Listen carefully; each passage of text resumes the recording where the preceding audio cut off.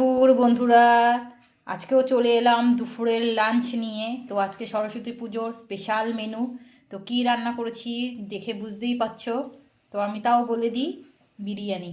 দেখো, এক গামলা, সমস্ত বন্ধুদের আমন্ত্রণ রইল আমার পরিবারে। আর বিরিয়ানিটা আমি থালায় বাড়ছি। দেখো বন্ধুরা,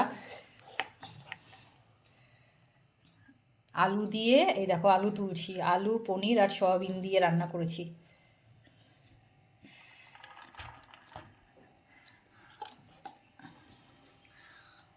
এই দেখো,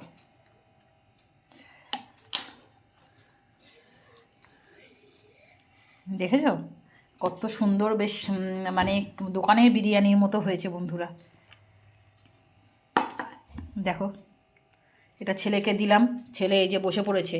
ও আর, ওর বিরিয়ানি ফেভারিট, ও আর বসে থাকতে পারছে না, ও আর মানে থালা নিয়ে আর বসে থাকতে পারছে না। ও দেখো, ওর হাসি মুখ বেরিয়ে গেছে। ওর আজকে ভালো মন্দ খাওয়া দাওয়া, ওর বিরিয়ানিটা খুব পছন্দ করে।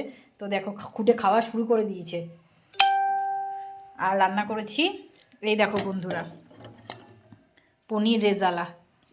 এই দেখো, রান্না করেছি পনির রেজালা, এটাও কিন্তু দারুণ হয়েছে। দাঁড়াও, আমি ছেলেকে দিই। এই দেখো,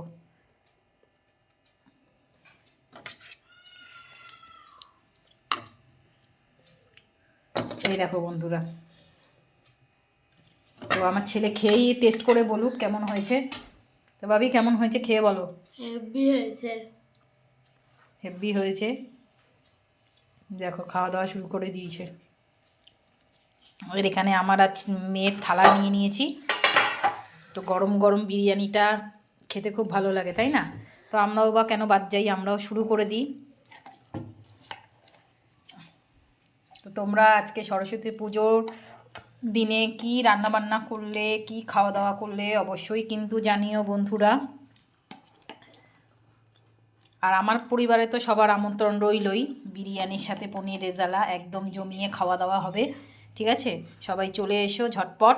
আর আজকে দুপুরে লাঞ্চের মেনু, আমার আমার আমার দুপুরের লাঞ্চের মেনু তোমাদের কেমন লাগলো বন্ধুরা, অবশ্যই কিন্তু সবাই ভালোবাসা দিয়ে জানিও। সবাই ভালো থেকো, সুস্থ থেকো। হরে কৃষ্ণ।